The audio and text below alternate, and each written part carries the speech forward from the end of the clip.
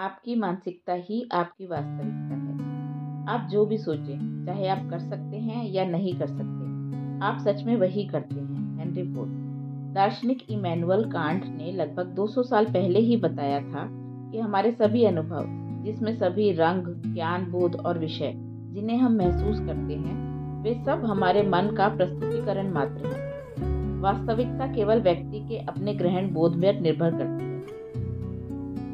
इस बारे में सोचें, अगर आप 100 अलग अलग लोगों से एक बड़े से पत्थर का विवरण 5 विभिन्न तरीके से करने के लिए कहें, तो अगर कोई उन सभी विवरणों को सुन रहा है तो हो सकता है कि वह यह मान ले कि वहां पर 500 अलग अलग पत्थर थे, जबकि निसंदेह सत्य तो यह है कि एक ही पत्थर को 500 अलग अलग तरीके से वर्णित किया गया है।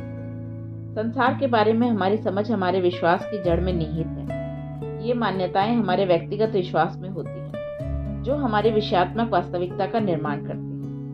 मूलभूत तौर पर कहें तो सारी मनुष्य जाति मात्र मान्यताओं की प्रणाली होती है। एक विश्वास किसी वस्तु विशेष के होने की निश्चितता का भाव होता है। यह एक अप्रतिरोधी जानकारी होती है। हम अपना जीवन उन मान्यताओं के आधार पर जीते हैं जिन्हें हमने अपने अनुभव और संचित ज्ञान के आधार पर प्राप्त किया होता है। परिणाम स्वरूप हम सभी संसार को अलग अलग नजरिए से देखते हैं। हमारे व्यक्तिगत विकास के लिए यह बहुत उपयोगी होता है कि हम दूसरों की मान्यताओं को भी खुले दिमाग से समझने की कोशिश करें, और अगर हमें ऐसा लगता है कि किसी चीज को देखने व समझने के लिए उनकी सोच हमें और भी सही तथा सशक्त दृष्टिकोण दे रही है, तो अपनी सोच को बदलने के लिए भी तैयार हो जाएं। लेकिन हमें अपनी मान्यताएं ऐसे ही केवल दूसरों के लिए नहीं बदल देनी चाहिए।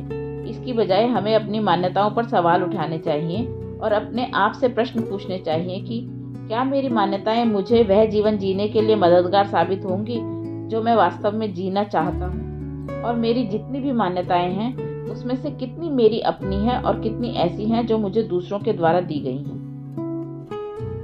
आपकी मानसिकता आपकी वास्तविकता को बनाती है।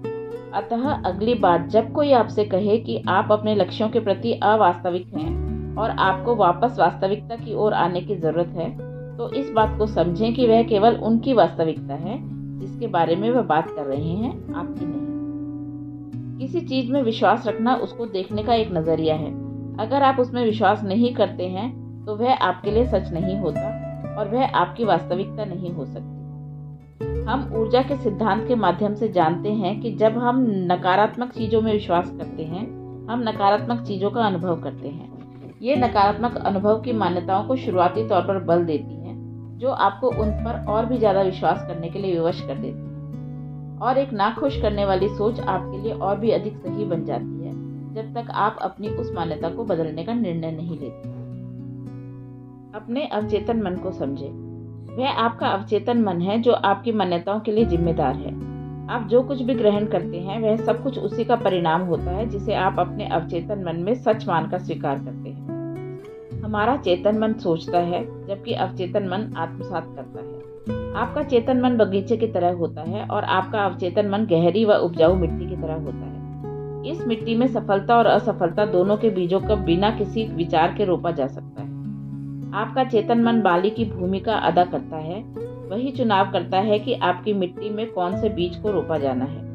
हम में से अधिकतर लोग अपनी इस मिट्टी में अच्छे व बुरे दोनों तरह के बीजों को रोपने की अनुमति देते हैं। इसका मतलब यह है कि वे सीमित विचार वे होते हैं जो लगातार हमारे अवचेतन मन में घर बनाते रहते हैं, क्योंकि बार बार उनको वहां पर रोपा जाता है। क्योंकि हमारा अवचेतन मन इन विचारों का आकलन नहीं करता, इसीलिए वे धीरे धीरे हमारी मान्यताओं का आकार ले लेते हैं। इसका अर्थ है कि डरा हुआ, जलन से भरा और शक्ति का भूखा इंसान आपके दिमाग में लगातार बुरे बीजों को भरता रहता है, जो जीवन में आगे बढ़ने की आपकी क्षमता को सीमित कर देता है। ऐसी स्थिति में आपको शायद अपने आप से यह कहने की आवश्यकता है कि उठो और वास्तविकता का बोध करो। आपकी आदत में शुमार गहराई तक आपके अंदर समाये हुए विचार, जो अवांछित अवचेतन प्रभाव से उत्पन्न होते हैं, आपको जीवन के वास्तविक लक्ष्य को प्राप्त करने के दूर ले जाते हैं। लेकिन सत्य यह है कि एक बार जब आप सांसारिक आवाजों को मूक कर देते हैं, तो आपको एहसास होता है कि ऐसा कुछ भी नहीं जो आप नहीं कर सकते।